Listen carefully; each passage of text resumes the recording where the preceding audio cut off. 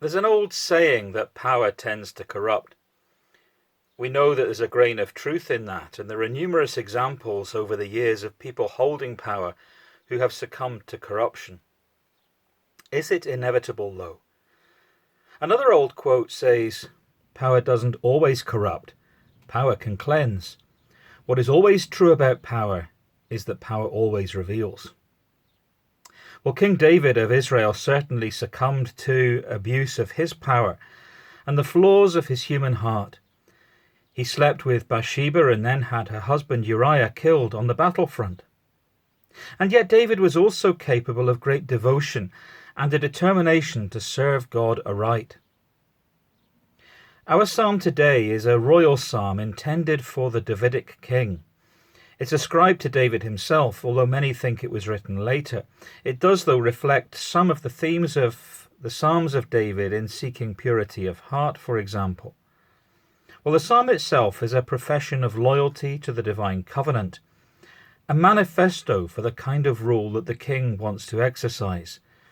Would that we could see such a rule in our own day. The psalm may have been used at a coronation or perhaps during an act of recommitment at a festival every year, similar to the New Year festival in Babylon when the kings underwent a symbolic ritual humiliation. But what the psalm reveals is that the king, the regent of the Lord, is determined to conduct his affairs with a blameless heart. He will not allow the corrupt to serve in his court, not those who tell lies about others, or who bully others, or who seek to do evil with their power. Instead, he will seek to surround himself with just, honest servants whose hearts are full of integrity. Psalm 101 of David, a psalm. I will sing of your love and justice. To you, Lord, I will sing praise.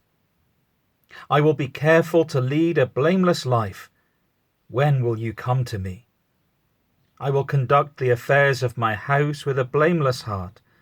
I will not look with approval on anything that is vile. I hate what faithless people do. I will have no part in it. The perverse of heart shall be far from me. I will have nothing to do with what is evil. Whoever slanders their neighbor in secret, I will put to silence. Whoever has haughty eyes and a proud heart, I will not tolerate. My eyes will be on the faithful in the land, that they may dwell with me. The one whose way of life is blameless will minister to me. No one who practices deceit will dwell in my house. No one who speaks falsely will stand in my presence. Every morning I will put to silence all the wicked in the land. I will cut off every evildoer from the city of the Lord. There's another saying in computing, rubbish in, rubbish out. It means that if the data entered is inaccurate, the results will be too, no matter how sophisticated the machine or the program is. Well, the same is also true for life. David is determined to lead his court according to justice, that the faithful will prosper and the wicked will be cut off. So David knows he needs to listen and to act upon good and solid and dependable input. For this, he turns to the covenant of God. So he determines to be faithful to the covenant of God, to sing of God's love and justice, and to sing his praise. He knows that to look upon and tolerate what is vile is truly what corrupts, and that what goes in is what comes out, and that is what power will reveal. The psalm serves another purpose, though, and that is to point forward to the true Davidic king, the Messiah of God.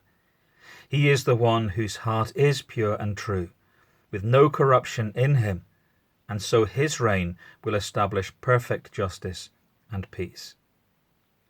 Those who follow him are therefore, like David, to seek purity of heart, to fill their hearts, as Paul tells the Philippians, fill your minds with those things that are good and that deserve praise, things that are true, noble, right, pure, lovely, and honourable.